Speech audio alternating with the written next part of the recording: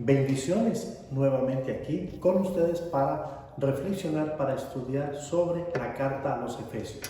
Hemos venido hablando durante estas semanas sobre esta hermosa carta. Vamos a continuar. Es una carta que está llena de bendiciones. Usted debe prepararse en este momento, dejar que Dios hable a su corazón y le ministre. Yo solamente soy su facilitador. Me acompaña, oramos y entramos en materia. Padre, quiero darte gracias porque en medio de noticias dolorosas, tristes, acompañamientos en procesos que los hermanos y las personas tienen y que son dolorosos, experimentamos también las bendiciones de parte tuya, las cuales están allí solamente para que las tomemos y las hagamos nuestras. Por favor, ministra al pueblo que está hoy en su casa, en su trabajo. Señor, hoy se encuentran frente a un dispositivo y necesitan escuchar la palabra de Dios. Solamente soy tu instrumento, un facilitador. Así que háblanos, por favor, porque tú eres bueno y para siempre es tu misericordia. Nos preparamos y vamos a recibir tu palabra en el poder del Espíritu Santo y en el nombre de Cristo Jesús. Amén y amén. Muy bien, amados, Efesios capítulo 1, voy a leer del versículo 15 al versículo 23 y luego vamos a entrar en materia, que es lo que nos está enseñando el apóstol Pablo en esta ocasión. Dice así la palabra del Señor: por esta causa también yo, habiendo oído de vuestra fe en el Señor Jesús y de vuestro amor para con todos los santos, no ceso de dar gracias por vosotros, escuche, haciendo memoria de vosotros en mis oraciones. Pablo está orando, de eso se trata estos versículos, para que el Dios de nuestro Señor Jesucristo os dé, esto es muy importante, para que el Dios de nuestro Señor Jesucristo os dé espíritu de sabiduría, pero también de revelación en el conocimiento de Él, alumbrando los ojos de vuestro entendimiento para que sepáis cuál es la esperanza a la que os ha llamado y cuáles las riquezas de su gloria, de su herencia, las riquezas de la gloria de su herencia en los santos, y cuál es la supereminente grandeza de su poder para con nosotros los que creemos según la operación del poder de su fuerza, la cual operó en Cristo resucitándole de los muertos y sentándose a su diestra en los lugares celestiales, sobre todo principado y autoridad y poder y señorío, y sobre todo nombre que se nombra no solo en este siglo, sino también en el siglo venidero, y sometió todas las cosas bajo sus pies, y lo dio por cabeza sobre todas las cosas a la iglesia, la cual es su cuerpo, la plenitud de aquel que todo lo llena en todo. Pablo, dijimos, está orando, está haciendo una oración en este momento, y hablamos mucho de la oración en el estudio pasado. Dijimos que la oración básicamente contiene dos expresiones principales.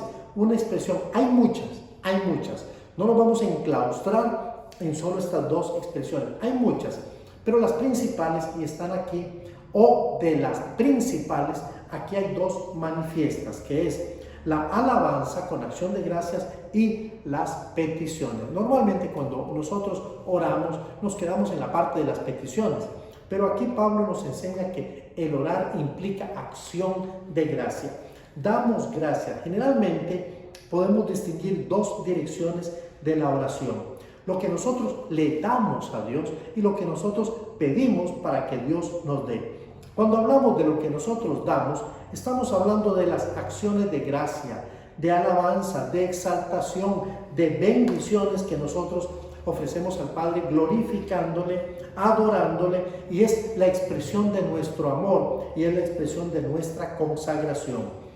Luego, en la segunda parte, que ya la conversamos, es cuando nosotros le pedimos a Dios. Esa es la parte que más nos gusta. A mí me gusta mucho pedirle a Dios, y a veces nos volvemos un poco interesados, pero aquí Pablo nos está enseñando que en esta parte de la intercesión, o sea, la petición involucra no solamente el que nosotros le pidamos, sino el que vamos a interceder, pero también vamos a confesar nuestros pecados para pedir perdón y estar a cuentas con Dios.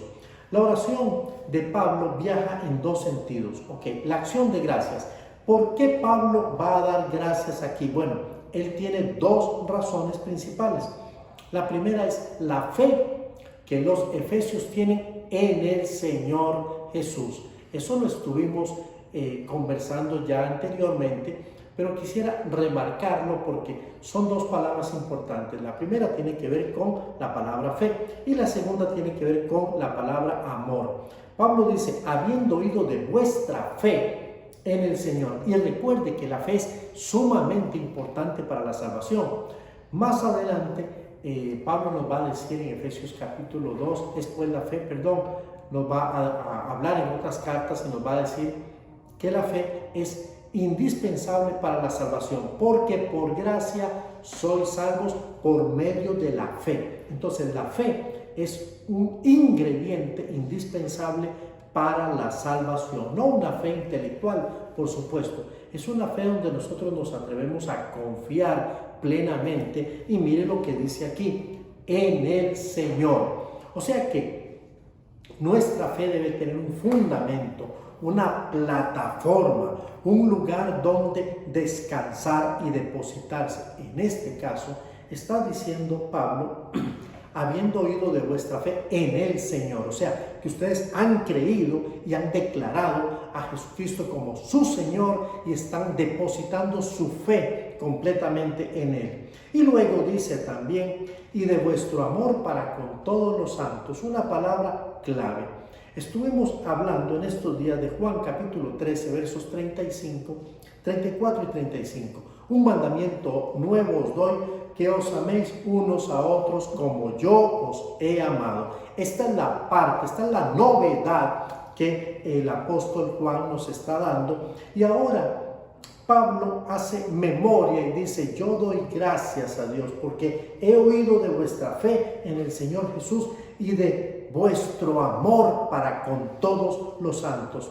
Por supuesto, Pablo está viendo la palabra amor no desde una perspectiva romántica, superficial, pasajera, sino el amor que ha descrito en 1 Corintios 13. Un amor que tiene la capacidad de soportarlo todo, creerlo todo, esperarlo todo. Este es del amor del que está hablando el apóstol Pablo. Y luego, Pablo entonces aquí en su oración, él se va a permitir hacer una oración. Ok, aquí es donde nosotros vamos a meternos un poquito para profundizar en el estudio de esta noche. Pablo dice en su petición que él ora, que él pide a Dios, no ceso de dar gracias por vosotros, haciendo memoria de vosotros en mis oraciones. Y ahora dice, para que el Dios de nuestro Señor Jesucristo, el Padre de gloria, os dé. Esa es la petición que Pablo tiene. ¿Y qué es lo que está pidiendo Pablo para los efesios? Bueno, dos cosas, siempre bajo una misma unidad de pensamiento. Espíritu de sabiduría y espíritu de revelación. Recuerdo que hablamos de sabiduría diciendo que sabiduría es la capacidad de poder ver las cosas desde la perspectiva de Dios. Sabiduría no es igual que inteligencia. Cuando hablamos de inteligencia estamos hablando de la parte cognoscitiva, que nosotros podemos mejorar a través de la información. Muchos pueden ser muy inteligentes porque tienen la capacidad de razonar, de analizar, pero cuando hablamos de sabiduría, allí es diferente. El sabio Salomón, ya lo califiqué, pero Salomón, el hijo de David, cuando Dios le preguntó, ¿qué quieres que te dé? Él dijo, yo no quiero riqueza ni pobreza, yo quiero que me des sabiduría para poder guiar a este pueblo. Yo quiero tener la capacidad de poder ver como ves tú, esa perspectiva divina, santa. Sabiduría tiene que ver con la capacidad de ver como Dios ve y de esa manera, por supuesto, actuar. Y la palabra revelación es descubrir, quitar el velo. Hablamos de eso. Entonces, cuando hablamos de revelación es poder descubrir aquello que está oculto, que no lo podemos ver a simple vista. Eso es lo que está pidiendo Pablo para ellos. Que el Señor os dé espíritu de sabiduría y de revelación en el conocimiento de Él. Entonces vamos a entrar en materia. Toda revelación comprende dos aspectos. Un aspecto que es objetivo y el otro aspecto es subjetivo. Quiero explicar rápidamente estas palabras. La palabra objetivo es cuando tenemos la capacidad de verlo de una manera amplia, sin participar, sin vicios, sin que nosotros podamos dar nuestra opinión, digamos que malograda o viciada, contaminada. Objetivo. Hay una revelación que es objetiva. Esta revelación es la que nos da la palabra de Dios. La palabra de Dios nos da una revelación objetiva, pero hay otra revelación que es subjetiva, que es la que yo puedo interpretar, afectada por todas las experiencias de mi vida, prejuicios, caprichos o desintonizaciones. Pero en este caso, lo que el Señor quiere es que Pablo quiere es que Dios le dé un espíritu de sabiduría y de revelación objetiva, la cual la vamos a encontrar definitivamente en su palabra, en la palabra de Dios. Entonces, lo segundo que hoy de alguna manera, bosquejando el estudio, nos hacemos como pregunta es: ¿para qué quiere Pablo que ellos tengan revelación? O la pregunta más contextual: ¿para qué nosotros necesitaríamos revelación? ¿Qué necesitamos ver? ¿Qué necesitamos conocer que todavía no hayamos conocido, que no hayamos visto, que esté detrás de ese telón que no nos ha sido develado? Bueno, la revelación es para que nosotros podamos conocer las virtudes de Cristo en nosotros. O sea, dicho en español, Cristo al llegar a nuestra vida y luego quedarse allí a través de la obra del Espíritu Santo, Él nos provee virtudes, capacidades, potestades y, ¿por qué no?, esas bendiciones que han sido declaradas en el verso 3 del capítulo 1. Bendito el Dios y Padre de nuestro Señor Jesucristo, que nos bendijo, ya nos bendijo con toda bendición en los lugares celestiales. Ahora, aquí dice el texto: alumbrando los ojos de vuestro entendimiento. En el idioma original, provisto por algunas fuentes, nos dicen que la palabra entendimiento no está en el idioma original, pero está la palabra corazón. Alumbrando los ojos de vuestro corazón. En una mente hebrea esto sería muy fácil de poder entender, porque para los hebreos precisamente es el corazón el centro de todas las cosas, donde se fusionan no solamente las cosas buenas, sino las malas. Por eso el Señor Jesús dice: del corazón es que salen las malas y buenas cosas, o sea, los malos y buenos pensamientos. Alumbrando los ojos de vuestro corazón u entendimiento, para que sepáis cuál es la esperanza a que os he llamado. Número 1, quiere que sepamos, que conozcamos cuál es la esperanza de la cual hablamos, a la que Él nos ha llamado. 2, y cuáles las riquezas de la gloria de su herencia en los santos. 2, cuáles las riquezas de la gloria de su herencia en los santos. Y 3, y cuál la supereminente grandeza de su poder. Es una palabra muy larga y también una palabra muy grande y poderosa.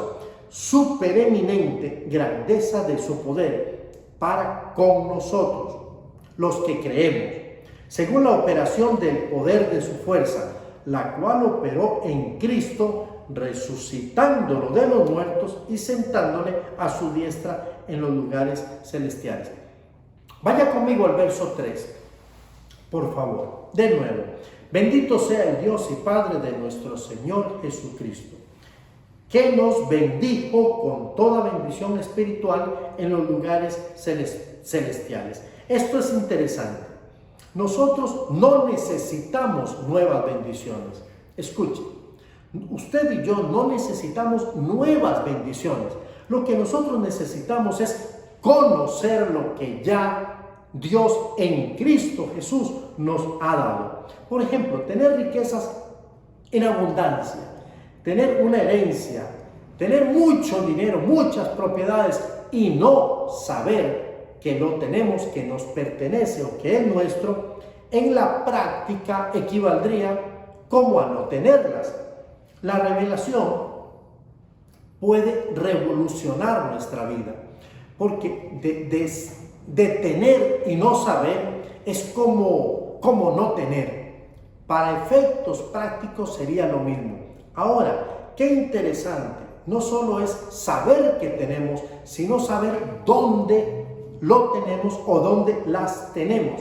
Por eso Pablo, al orar por los efesios, pide que Dios les dé un espíritu de revelación. Y lo que el apóstol Pablo está pidiendo es que el Señor les bendiga y les ayude a poder concretamente conocer tres cosas. Primero, la esperanza a la que los llamó. Esto debe ser entendido porque hablamos de esperanza como algo que ha de venir y que en alguna medida nos hace sentir tranquilos y nos hace sentir felices. Pero cuando nos metemos realmente en el tema de la esperanza, entonces vamos a ver que la esperanza, tratando de definirla, es la virtud mediante la cual esperamos aún aquello que nosotros no vemos.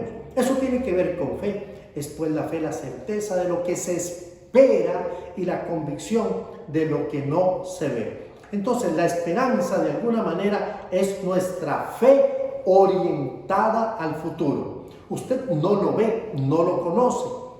Digamos que lo sabe, pero no lo entiende. Pero tiene la convicción de que llegará. Esa es la esperanza a la que se está refiriendo el apóstol Pablo, la esperanza a la que os he llamado. Aquí es basar nuestra confianza absolutamente, completamente en Dios.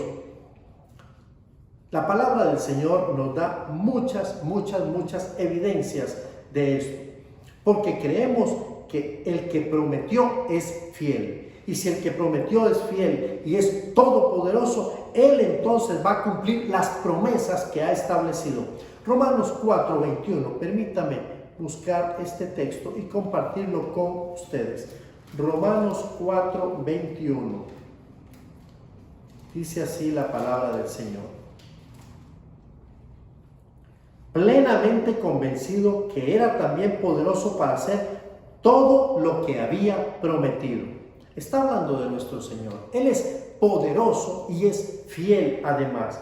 Ahora, ¿dónde se encuentra esta esperanza? Si nosotros tuviésemos que situar un lugar en donde esta esperanza esté, entonces fácilmente podríamos decir, ese lugar es Jesucristo. El lugar donde recibe y está nuestra confianza es Jesús. Colosenses capítulo 1, verso 27 dice, es Cristo en vosotros la esperanza de gloria. Entonces, la esperanza de gloria es Cristo. La esperanza de gloria está en Cristo. Por lo tanto, esta esperanza es el desarrollo de la gloria de Cristo, ya que está presente en nosotros mediante, a través y por medio del Espíritu Santo. ¿Es usted un creyente? ¿Le ha entregado usted su corazón a Jesús? ¿Le ha dicho usted a Jesús que usted reconoce su condición como pecador o pecadora? ¿Y le ha permitido a Él que Él sea su Salvador, quien le perdona, le restaura y le hace nuevo? Entonces usted tiene que permitir que esta esperanza se desarrolle por lo que Cristo ya está haciendo dentro de usted, a través y por medio del Espíritu Santo. Entonces, concretamente, ¿cuál es nuestra esperanza? ¿Qué es lo que nosotros realmente estamos esperando? Estamos esperando alcanzar aquello para lo cual ya Dios nos ha llamado. Como dijimos, como enseñamos, ya nos ha predestinado. Y eso se realiza solamente a través y por medio de su Hijo Jesucristo. Observemos en la misma epístola, como en otras partes de la Biblia, Dios está prometiendo algunas cosas. Por ejemplo, en Efesios 4:13, como parte de esta esperanza, dice, hasta que todos lleguemos a la unidad de la fe y del conocimiento del Hijo de Dios, a un varón perfecto a la medida de la estatura de la plenitud de Cristo. Esperanza. 3:19. ¿Cuál es la esperanza a la que nos ha llamado el Señor? Dice, para que seáis llenos de toda la plenitud de Dios. Yo sé que en este momento estamos batallando, pero nuestra esperanza es que un día seremos llenos de la plenitud de Dios. Esto es sumamente hermoso. Luego dice Efesios 5:27, a fin de presentársela a sí mismo una iglesia gloriosa, que no tuviese mancha ni arruga ni cosa semejante. ¿Cuál es nuestra esperanza? Llegar allá. Está bien, usted me dice, pero hoy no lo somos. Estamos de acuerdo, pero la esperanza es que podamos llegar a ser una iglesia que no tiene mancha ni tiene arruga. Una iglesia con todos los dones y todos los ministerios, como lo señala Efesios 4:11 al 14. Una iglesia vestida con toda la armadura de Dios, como lo sugiere Efesios capítulo 6.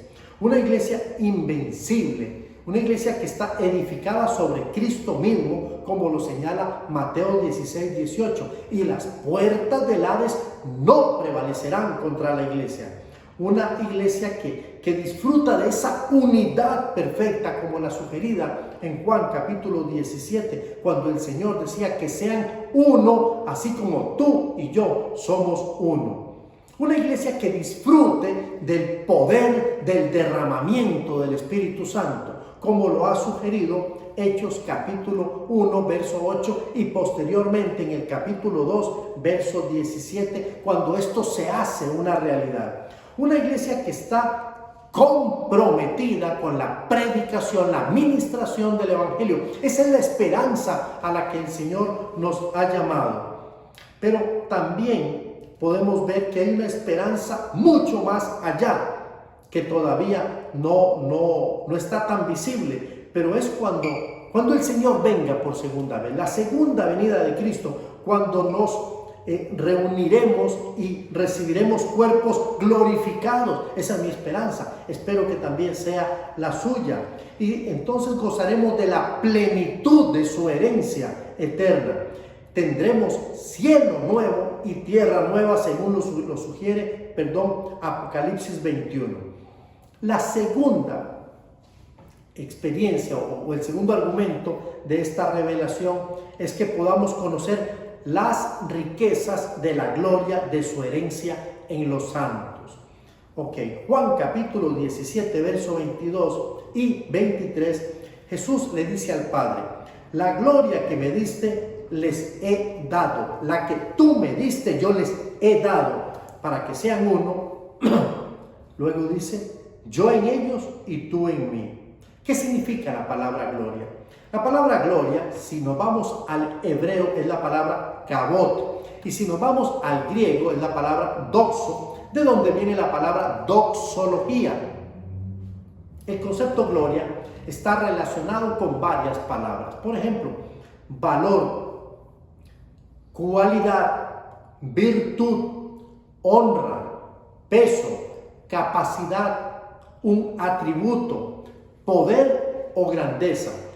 Tome cualquiera de esas palabras y aplíquelas diciendo: el Señor desea que nosotros conozcamos las riquezas de su poder, valor, virtud, honra, peso, capacidad, atributo, poder, grandeza, de la herencia para los santos.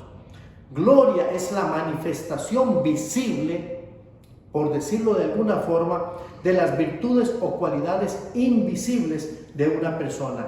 Dios comparte y quiere que nosotros disfrutemos de esa posibilidad, de esa capacidad que ya en Cristo Él ha provisto para nosotros.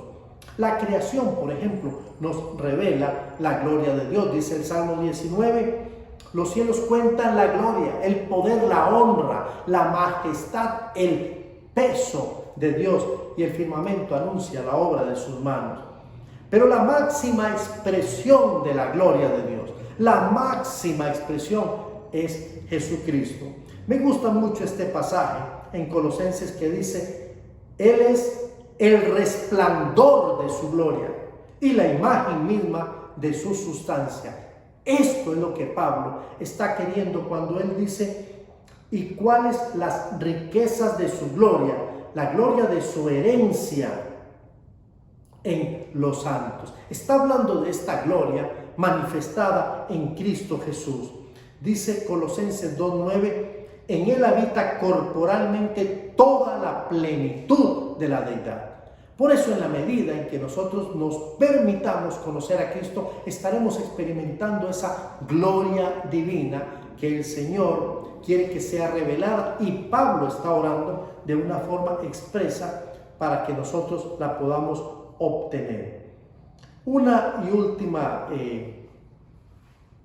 petición del apóstol Pablo: alumbrando los ojos de vuestro entendimiento para que sepáis cuál es la esperanza a la que os he llamado y cuáles las riquezas de la gloria de su herencia en los santos. Y en tercer lugar dice: y cuál la supereminente grandeza de su poder para con nosotros los que creemos. Ok, ¿cómo se puede explicar una palabra tan extraordinariamente grande y compleja? Observemos cuántas palabras o adjetivos utiliza Pablo para tratar de comunicar este poder. Y aún así se siente todavía un poco insuficiente. Primero, la palabra poder. Es la palabra en el idioma griego dynamis, de donde viene la palabra dinamita, poder transformador y explosivo. La palabra grandeza, del griego mega, de donde podemos entender mega ciudad, mega problema. La palabra mega comunica la idea de grandeza, luego habla de eminente y luego súper, hiper, grande. Está diciendo un poder grande, eminente, súper. Es lo que el Señor está queriendo que nosotros tengamos la oportunidad de conocer. Según operación, está hablando de energía, pero también de poder y de fuerza física, la cual operó en Cristo Jesús. ¿No cree usted que Jesús venció de una manera llana, simple y sencilla? No, Él venció porque contaba con todos estos elementos que le habían sido dados como parte de la bendición divina para el cumplimiento de su misión. Finalmente, el apóstol usa un ejemplo para explicar esta extraordinaria grandeza, o sea, este poder, el poder que actúa en nosotros. Él dice: nosotros los que creemos.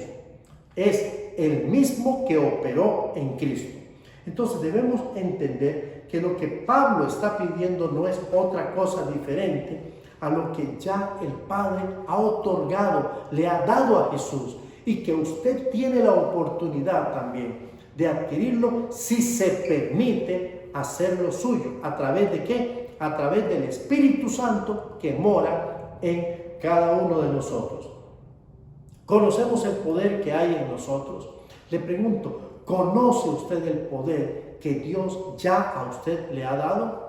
Bendito el Dios y Padre de nuestro Señor Jesucristo, que nos bendijo con toda bendición en los lugares celestiales. La pregunta es, ¿conoce usted cuál es ese poder que usted tiene? Déjeme decírselo de una manera un poquito bien sencilla y llana. Para muchos la vida cristiana es como ir avanzando en un bote contracorriente. La corriente de frente y vamos contra la corriente. Y algunos dicen, la vida cristiana es difícil, es dura. Está bien, si es su perspectiva, yo no quiero contradecirle. Tampoco estoy diciendo que sea fácil. Pero otros ven la vida cristiana como avanzar, según lo ilustra un excelente teólogo, en un velero, en donde dependemos de algunos factores, como por ejemplo el viento, que al fin y al cabo son factores externos. Entonces, número uno, la vida cristiana como ir contracorriente, golpes y golpes, y avanzamos poco y muy lentamente. Otros dicen, no, la vida cristiana es como ir en un velero, en donde dependiendo de algunos factores externos podemos avanzar y podemos avanzar muy bien. Pero para otros, y en realidad me gusta porque a la luz de la palabra y lo que hemos estudiado hoy, creo que la vida cristiana es como ir en una lancha, pero en una lancha de motor. Y si el motor es nuestro Señor Jesucristo, entonces no depende del esfuerzo personal para avanzar, sino de lo que ya el Señor nos ha dado a nosotros. Y nosotros debemos solamente ponerlo en práctica para fluir y permitir que Él dé la dirección que Él considere a nuestra vida.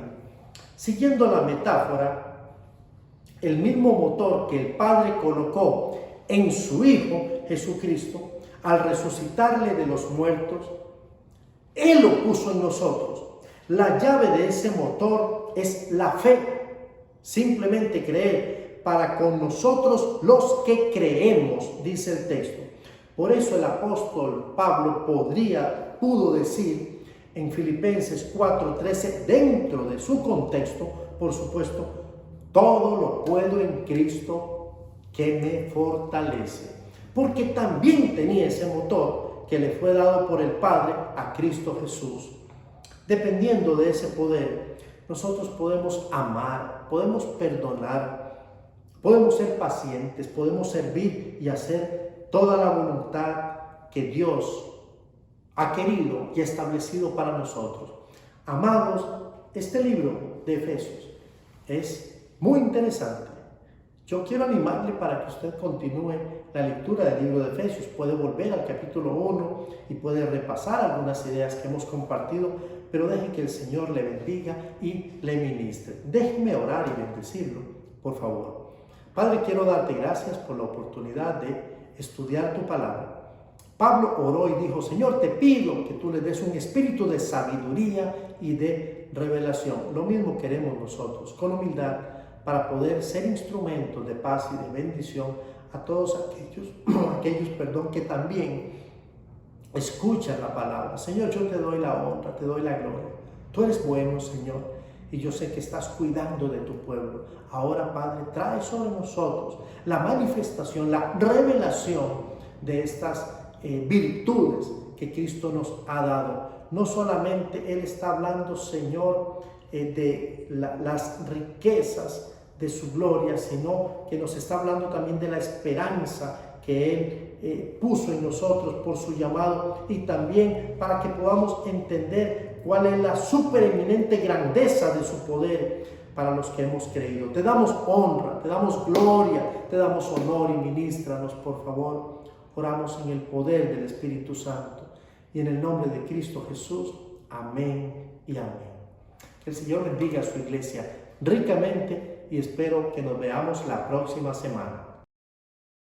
Dios ha sido bueno con nosotros, hoy nos ha permitido estudiar su palabra, pero sobre todo nos permite reconocer que hay muchas bendiciones que el Señor ha preparado para cada uno de nosotros. Para usted, perdón. No se preocupe, yo se lo cuento. O sea, sí. Damos gracias a Dios por el privilegio que nos da el Señor de poder conocer de esas sus bendiciones. Bueno, hoy hemos visto algunas de las que Pablo sugirió y por las que oró. Bendiciones que también son para usted, mi amado, usted que tuvo la oportunidad de escuchar este estudio. ¿Sabe? Yo quiero en este momento animarle para que usted pueda preguntarse cuántas bendiciones Dios ha preparado para usted y quizá usted ni siquiera la sabe. Bueno, bastaría con que primero se dé la oportunidad de atreverse a que esas bendiciones sean suyas en Cristo Jesús. Lo que le digo es que necesita a Jesús. Usted, amado, necesita a Jesús. No sé cuál es su vida, no sé cuál es su condición, no sé por qué cosas usted está atravesando, pero hoy basta con que usted le diga, Señor, ya no puedo más. Te necesito y te necesito urgentemente para tomar decisiones. Te necesito para que vengas y pongas ángeles que resuelvan asuntos que tal vez escapan de nuestras manos. Pero también para que perdones esos pecados, esas cosas, esas ofensas, esas situaciones que hacemos que van en contra de Dios. Así que yo quiero, por favor, animarle. Haga esta oración conmigo, entréguele su corazón a Jesús y experimente y disfrute de las bendiciones que Dios tiene para usted. Por favor, repita conmigo. Padre, quiero darte gracias porque hoy me recuerdas que tienes muchas bendiciones para mí. Quiero apropiarme de ellas y conocerlas, que tú me las reveles, pero antes Estoy aquí para confesar que no he sido lo mejor delante de ti. Me he equivocado, he cometido actos que me avergüenzan y me distancian de ti. Quiero pedirte perdón. Por favor, perdóname y límpiame. En este momento yo entrego mi corazón a ti y te pido que tú seas mi Dios, Señor y Salvador. Esta oración la hago en el poder del Espíritu Santo, en el nombre de Jesús. Amén y amén. Amados, si usted hizo esta oración, ayúdenos, háganos saber que esta ha sido su decisión para que podamos orar, sumarnos y tenerla en esa lista que es la lista donde Dios nos permite llevar a sus hijos, a todos aquellos que han hecho esta decisión y ahora son parte de la familia de Dios. Le deseamos que el Señor le bendiga ricamente.